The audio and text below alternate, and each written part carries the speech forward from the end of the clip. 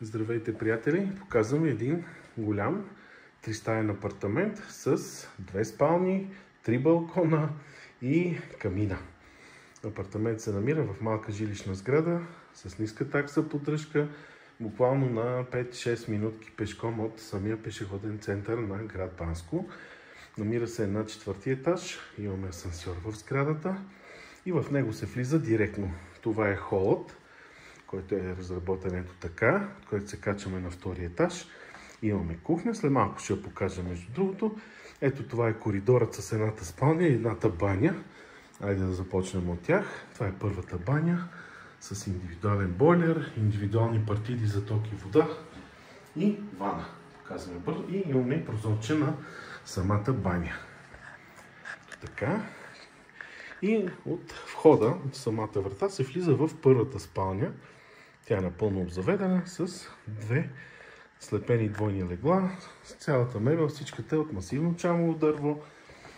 Ето вижте, имаме гардеробче. В много добро състояние. Апартамента почти няма нужда от ремонт, мога да кажа. Много добре е поддържан. Това е коридорчето, както казах. И сега влизаме в хола. Ето така, тук е хола. Той не е много голям, но може да се разработи и по друг начин. Тук имаме кухня с прозорче до нея също така. Така ще я покажем. И тук е първата тераса. В момента не е много слънчево, но все пак ще покажем терасата. Една малка тераска, ето, която гледа на север. От горната тераса обаче, която ще покажа, се открива уникална гледка към планината. Само да покажем хола още веднъж и ще се качим по стълбите на 2-ри етаж. Ето това са стълбите. Тук също имаме баня, както казах.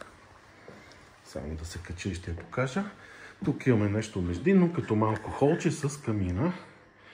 Вижте колко интересно. И до него е другата спалня. Така или иначе минаваме покрай банята с душ кабината да покажем и нея. И тук имаме още един бойлер. Тоест двете бани си имат самостоятелен бойлер.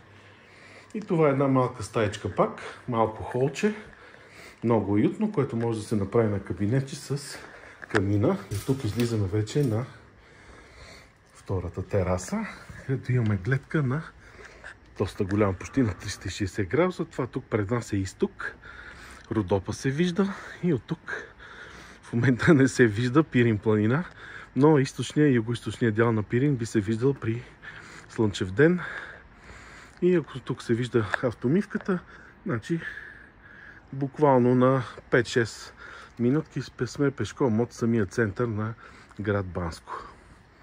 Сега ще отидем да покажем и другата спалня и там имаме още един балкон. Ето да покажа стаичката по този начин. Тук имаме действаща камина, даже била използвана. И това е другата спалня, пак с гардеробче, двойни легла слепени. Спалничките са прилични по размер. Всичко е масивна мебел и тук, както виждате. И тук имаме още един балкон. Тоест имаме 2 спални и 3 балкона, също и 2 бани. Това е другата тераса. Дървенията има нужда от ремонт, но от тук пък се вижда цялата Пирин планина. С пистите, които в момента наистина не се виждат за лошото време, но целият Пирин, дори и където се събират пред нас Рила в дясно и Пирин в ляво.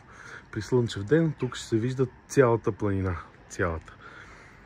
Ще направят допълнителни снимки. Терасата има нужда от ремонт, защото дървото е заминало, но това е косура на апартамента.